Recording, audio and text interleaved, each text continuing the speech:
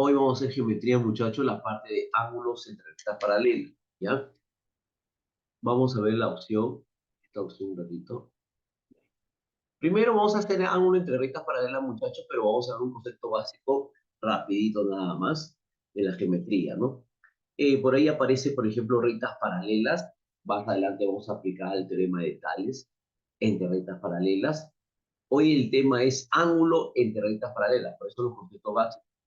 Vemos acá un dibujo, por ejemplo, rectas paralelas, A, B, C, D, E, D, y así sucesivamente, y dos rectas tecales. Vamos a ver cuáles son las rectas tecales. Por acá observamos este dibujo, ángulos opuestos por el vértice, por ejemplo. Vemos un triangulito por acá vemos un triángulo rectángulo inscrito en una circunferencia, justo 90 grados, eso vamos a tocar el tema de circunferencia. Acá vemos, a ver, vemos una pirámide de base cuadrangular y Ani lo está mirando, ¿no? Entonces acá dice, la geometría es el reino de las figuras. Es cierto, la geometría es el reino de las figuras y por tanto, las construcciones geométricas requieren elementos básicos para la construcción de figuras mayores. Es cierto. Ahora, nosotros vamos a estudiar la geometría plana y la de espacio, ¿ya? Vamos a estudiar la geometría llamada euclidiana, ¿ya? Se trata de la geometría plana, sobre todo nosotros vamos a ver más la geometría plana, y ya casi terminado el curso vamos a ver un poco de geometría del espacio. Pero les recomiendo a ustedes, basta que estudiemos la geometría plana, geometría del espacio se hace más sencillo. Todo cuando lleguemos al tema de geometría del espacio, el truco, o se puede decir la recomendación que se le da siempre a los alumnos es llevarlo a la geometría plana. Vamos a analizar por planos y así podemos resolver dicho problema, ¿ya? Por ejemplo, geometría plana. Dice, estudia las figuras geométricas cuyos elementos están contenidos en un mismo plano. Nada más, en un mismo plano. Profesor, pero yo veo varios planos, por ejemplo, en mi casa, en mi cuarto. En mi cuarto veo las paredes, ya. Cada pared es un plano. Tú vas a estudiar las figuras que están en tu pared de tu cuarto, nada más. La pared que está ahí tiene una figura de un triángulo, un cuadrado, etcétera, lo vas a estudiar ahí, geometría plana. El otro plano también lo puedes estudiar por separado. En cambio, la geometría del espacio involucra los dos planos, por ejemplo, las dos paredes. Tú vas a hacer un dibujo entre las cuatro paredes, o entre dos paredes, tres paredes. Esa es la geometría del espacio, a comparación de la plana. Solamente puedes resolver un plano y después geometría del espacio en varios planos, ¿ya? Geometría del espacio, hablando de eso, por o sólidos. Acá hay un sólido, un prisma de base triangular. Acá vemos un cono y un plano que lo intersecta. Eso lo vamos a ver más adelante. Solamente la diferencia de hoy. Hoy solamente estudiamos geometría plana, la figura que está adelante. Han puesto un triangulito, han puesto un trapecio, un cuadrilátero, en nuestro caso 10 ángulos de rectas paralelas. ¿Te parece este dibujo? Bueno, a este. Pero acá falta un ángulo, por ejemplo, acá, un ángulo.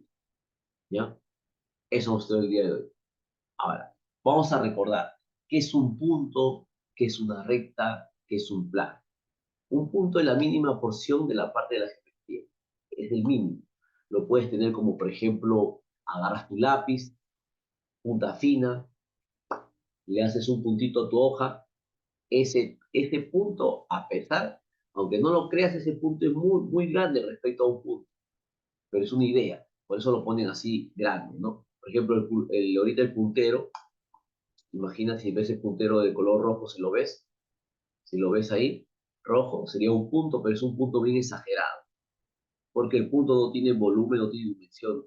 Es un puntito, es así, tan fino, y pues es un punto. Por eso el ejemplo más próximo es con tu lápiz, la puntita de tu lapicero, de un alfiler, más fino, ahí está, de un alfiler, también puede ser la idea de un punto. Entonces ya sabes, la mínima porción que existe es la recta, es conjunto de puntos infinitos contenido en dicha recta, colineales. Esa es la recta. Conjunto de puntos colineales, infinitos. Y un plano, conjunto de puntos infinitos, pero no dicen colineales. Puede ser cualquier punto. Obvio que se debe ser puntos coplanares, en un mismo plano, ¿no? Para que se forme el plano. un montón de puntos. El plano no necesariamente es de esa forma. Es una manera de representarlo siempre. En una hoja de papel, un ejemplo, hoja de papel, puede ser tu cuaderno, cartulina, los planos que hacen los ingenieros civiles, ¿no? Los diseñadores, cualquier, por ejemplo, tu pizarra puede ser un plano, pero eso sí ya sería una porción de plano. El plano se define como algo ilimitado, es ilimitado, pero lo representan de esa manera, que parece una hojita de papel, ¿no? De esa manera, parece un paralelogramo, parece un rectángulo, etcétera. Ese es un ejemplo de plano. Y un ejemplo de recta, profesor, puede ser tu hilo. Tu hilo que usas para coser tu pantalón o tu polo cuando se rompe, cosa, agarras tu aguja, coses, entonces tu hilo, si lo estiras todo el hilo o tu pabilo sería ya muy, también podría ser un ejemplo, pero el hilo como es más fino, lo estiras, esa es la idea de una recta. Y un plano siempre se pone la idea de una hoja de papel, algo fino, o una lámina que tú pegas en tu curso de cívica, de historia, puede ser el ejemplo de plano. Siempre todas esas ideas son ideas de plano, de eso. A ver, un momentito, muchachos, un segundo.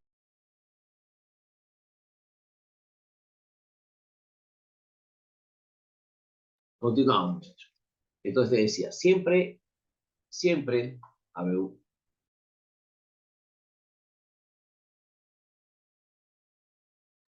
siempre, muchachos, siempre tienes que recorrer el punto, recta y plano. Siempre, siempre, ¿ya?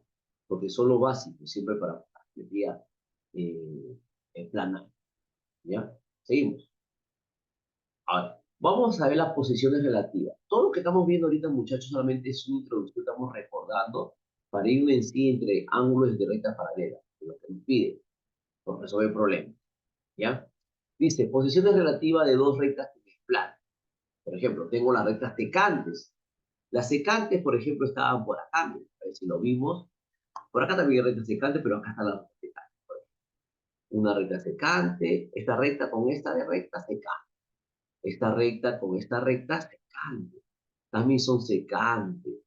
Ellos, aunque no creas, son secantes, pero es un triángulo, pero si tú prolongas, siguen siendo secantes. Bastante secantes.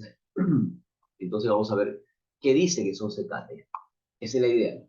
Recta secante, la recta L1 intersecta la recta L2 en el punto llamado I. Y acá lo ponen en forma de notación aritmética, ¿no? Ustedes recuerdan el curso de aritmética, ¿no? Han visto conjuntos. Ya la próxima clase vamos a ver aritmética y la otra vamos a ver el curso de RE. ¿Ya, muchachos? Estamos avanzando poco a poco. Ya hemos visto álgebra, hemos visto trigo, ahora estamos viendo geometría. Vamos a ver acá cómo lo han puesto. Profesor, pero ¿por qué han puesto como conjunto? No entiendo. Si es una recta. Tienes razón. Pero acabamos de decir que una recta es un conjunto de puntos. Y los puntos consideran como si fueran elementos. Y si tú consideras como si fueran elementos, entonces te recuerdas tu curso de aritmética, cuando tu profesor te definía los conjuntos A, B, C, letras mayúsculas, elementos son, pueden ser las vocales, las letras del abecedario, los números del 1 al 5, etcétera, ejemplo, ¿no? Igualito. Acá mis elementos, ¿sabes quién son? Son los puntos. Los infinitos puntos conforman mi conjunto L1. ¿Estamos bien? Y entonces L2 tengo el otro conjunto. Y la intersección de ellos dos, la intersección de esos dos, me da un conjunto, que cuyo elemento es el I. Claro, acá han puesto la letra mayúscula. Bueno, la han puesto ahí porque acá aparece I, y ha sido minúscula. I mayúscula, que es un elemento. ¿Sí? La recta L1 y la recta L2 se intersectan en I, un elemento nada más. Un elemento nada más. Tiene razón, entonces a eso se le llama recta secante. Geométricamente, para que tú reconozcas rectas secantes, cuando ellos se intersectan, ¡pum!, en un punto recta secante. No es la intersección, no es la intersección. La recta secante es todo este gráfico, de esta forma. La intersección de las dos rectas secantes me da un punto.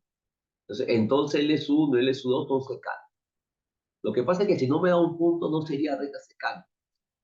Esta es la definición matemática, esta es la definición geométrica, esta es la definición matemática. ¿Ya, muchachos? Para que reconozcas qué cosas son rectas secas. Rectas paralelas son estas rectas paralelas. Por ejemplo, las líneas, las aristas de tu cuarto, de tu pared que está ahí, la de arriba con la de abajo son paralelas.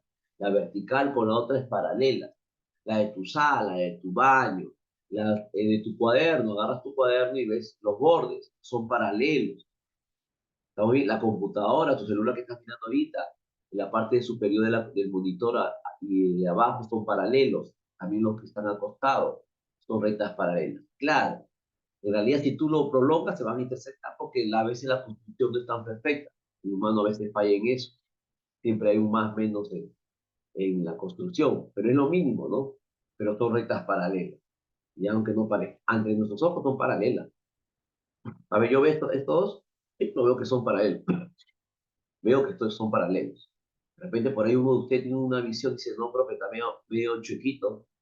Ah, puede ser, sí.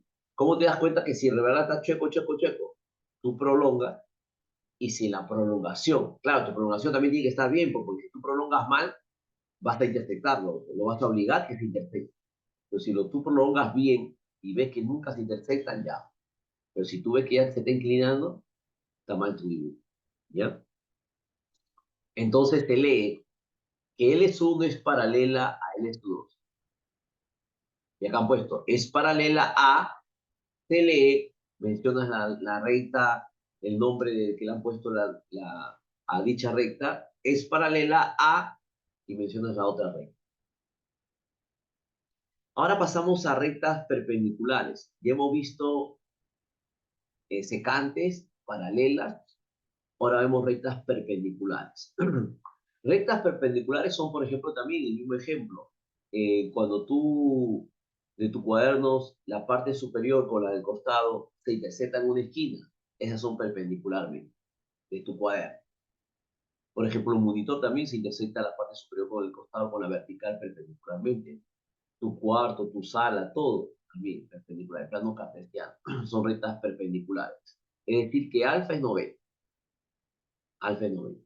Por eso, pero estas rectas perpendiculares son rectas secantes. Sí, son rectas secantes, porque tienen la forma de rectas secantes, pero además que son rectas secantes, son rectas perpendiculares.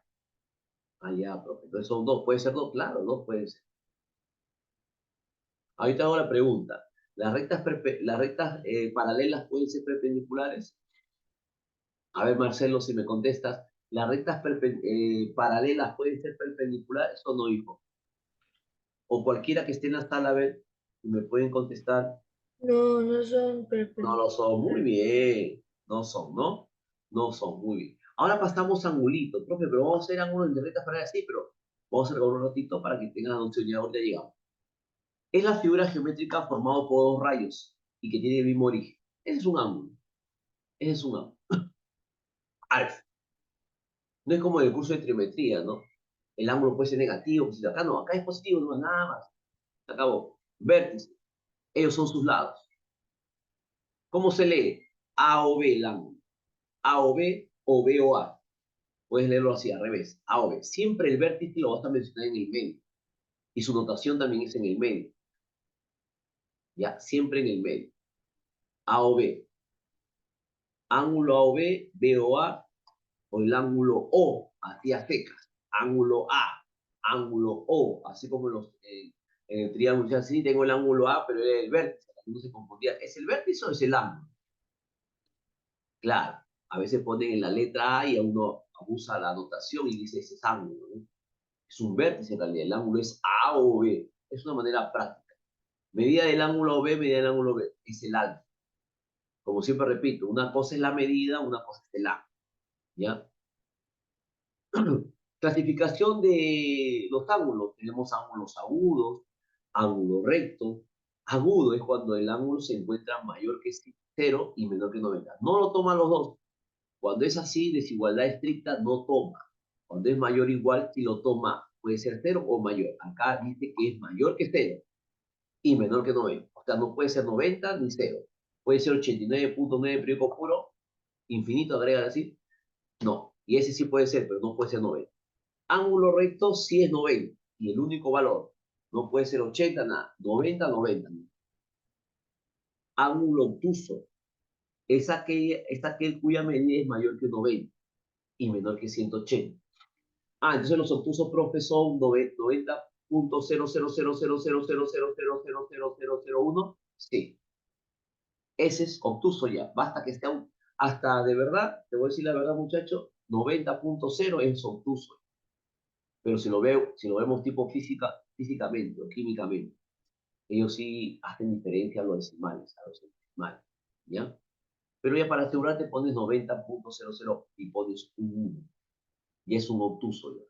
Y menor que 180, 179.9 pero puro. 180 ya no es, ya pasaría ángulo llano ya. Cuando es 180 es llano. Y cuando es mayor que 180, ya, pues un ángulo puede ser de 270. Y cuando es ya 370, mayor que una vuelta. Pasamos ángulos según su posición y según sus lados. Tengo los ángulos adyacentes, que son de esta manera. Comparte un lado en común. Si parte en común, son ángulos adyacentes. Algunos lo confunden con consecutivos. A o B, B o C, C o D son consecutivos. Pero yo te hago la pregunta, ¿el ángulo A o B y D o E son consecutivos? No. Él es consecutivo él es su consecutivo de él es su consecutivo él. La terna, o sea, la terna, o acá en este caso 4, puedo decir que son consecutivos. Se habla por bloque. Pero este ángulo A o B y B o C, por ejemplo, son adyacentes. B o C y C o D son adyacentes, pero A o B y C o D por separado no son porque hay un bloque acá, espacio. No son. Ya nada más tienes que diferenciar en eso. Ángulo opuesto por el vértice. Este gráfico lo hemos visto al comienzo. Este ángulo en medidas son iguales. Los ángulos son diferentes. A o B es diferente a C o D, pero su medida, su abertura, su longitud son iguales. ¿Estamos bien? Ahora vamos a pasar de suma de ángulos complementarios, suplementarios, etc. Tenemos los ángulos complementarios. ¿Cuándo es? Cuando los ángulos suman 90.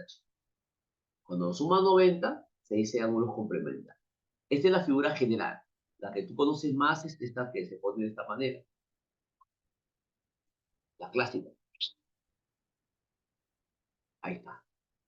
90 grados. Ellos son dos ángulos complementarios. ¿Está?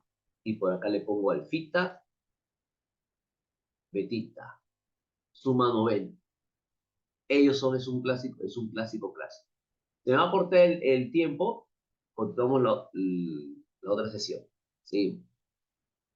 Entonces te decía, estos ángulos es de general. Este es el caso que se usa más en el problema. Ahora, ¿qué hablan acá? De complementos, complemento y lo denotan por la letra T. Es lo que le falta a un ángulo para ser igual a 90. Así lo definen. ¿Qué cosa es el complemento de un ángulo? Y se denota de la siguiente manera. T, alfa, pones, depende del ángulo que sea, 90 menos alfa, esa es la fórmula. Tómalo como una fórmula. Y se lee el complemento de alfa es 90 menos alfa. Facilito, ¿no? El ángulo es alfa y su complemento es 90 menos ese ángulo. Vamos a practicar bastante eso. Complemento de alfa es 90 menos alfa. Ese sería el complemento. Y así parecido tenemos el suplemento.